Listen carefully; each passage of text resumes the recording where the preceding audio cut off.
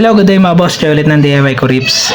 So, bigyan ko kayo ng update regarding dito sa Veloscope natin na air filter cover, no?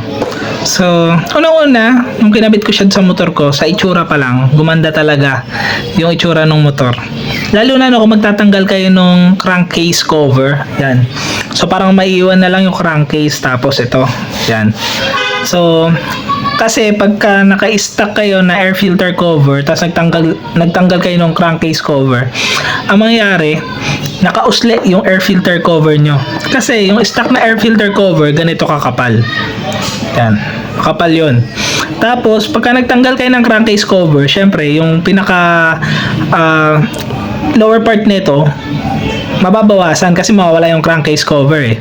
So yung crankcase na lang yung maiiwan, pero yung air filter nyo, yung air filter cover nyo, makapal, nakaganyan no. Yan, so parang hindi proportion. So nung nagpalit ako ng air filter cover, naging maganda yung ayos niya no. Siyempre ito yung pinaka crankcase, tapos ito naman yung Veloscope, yan. Magkatapatan na lang sila. So hindi siya yung nakausli. Hindi siya yung nakausli. And so sa looks, maganda yung Veloscope. Pero pagdating sa performance, hindi. Yan. Noong una hindi ko siya nararamdaman kasi pagka nagpapaandar ako, 40 to 50 lang yung takbo ko palagi. Yan. Kasi hindi naman ako nagmamadali. Tsaka ang biyahe ko lang, bahay papunta ng office, tapos office pabalik lang ng bahay. So hindi ako nagmamadali. So, yung 40 to 50, yan, wala akong masyadong nararamdaman na kakaiba dyan. Pero nung tinry ko siyang iharurot, no, yung papatakboyin ko siya ng mga 60 to 70, doon parang nahihirapan na yung motor. Yan. Tingin ko dahil hindi makahigop ng hangin yung motor. Yan. Dahil unang-una, ito lang kasi yung butas nito. Ito lang maliit na to. Wala na kayo ibang makikita ang butas dyan. Yan. Miski dito, walang butas, oh. So, ito lang yung higupan ng hangin. Pangalawa, dahil doon sa nipis niya, manipis kasi siya. Unlike doon sa stock na air filter cover, makapal. So, dahil makapal yung sa stock na air filter cover, initially, marami na kagad siyang hangin doon sa loob. Compare dito na manipis lang. Konti lang yung hangin mo dito sa loob. Pangalawa, pagka pinatakbo mo na yung motor, pagka umihigop na siya ng hangin, ito lang yung pinakahinihigupan niya, napakaliit. Compared dun sa stock na air filter cover, meron yung malaking butas sa ilalim. Yan, dun siya umihigop. So, nasusustain niya yung kailangan ng motor na air. So, ito hindi. Yan. So, tatry natin ngayon i-modify ito, no? Ang gagawin ko, magdadagdag ako ng butas dito sa ilalim. Yan, bubutasan ko to. Tapos, titignan natin kung makakahigop na siya ng maayos ng hangin. Kung kaya nang i-sustain ng mga idadagdag natin butas dito sa ilalim.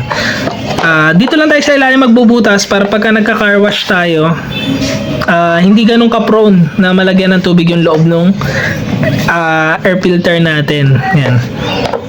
Dito na tayo sa ilalim maglagay ng butas. So, in addition dito sa butas na nandito, yan, dito tayo maglalagay. So, bubutasan ko na muna, no, tapos papakita ko sa inyo pagka nabutasan ko na.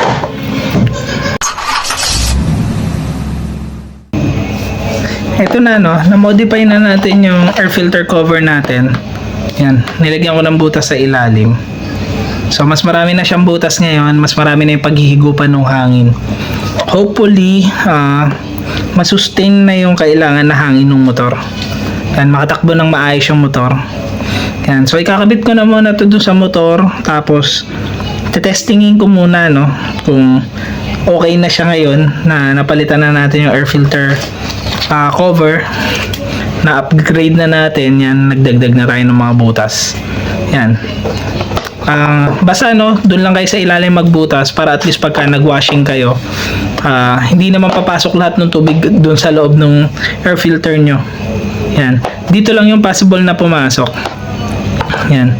So, kabit ko na muna to, no, tapos update ko na lang kayo kung kamusta yung takbo ng motor.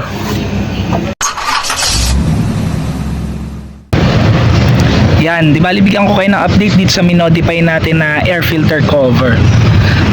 Hindi hindi halata yung binutas natin dahil nga sa ilalim tayo nagbutas.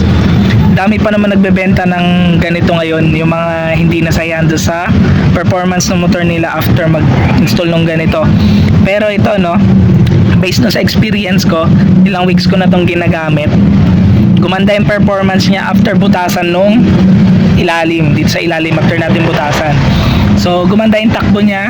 Dati mga bandang 60, nahihirapan na yung motor, pinatakbo ko to hanggang 80. Tapos syempre pinabagal ko na ulit yung takbo ng motor kasi hindi ako sanay magpatakbo ng mabilis, at saka maiksi lang yung straight na dinaanan ko. Yan, so dun sa 80 hindi nahirapan yung motor. Yan, so ang maganda ngayon, bumili kayo ng ganito, yung mga nagbebenta ng second hand, tapos butasan nyo na lang yung ilalim, nakamura na kayo, tapos gumanda pa yung forma ng motor. Hindi ko lang alam, no, kung papatakboy niya ng more than 100 kung hindi kayo kakapusin, pero at least dun sa 80 hindi ako nahirapan, tapos parang hindi nahirapan yung motor mismo. So tapusin na natin tong video na to, no. Ingat kayong lahat, ride safe, God bless.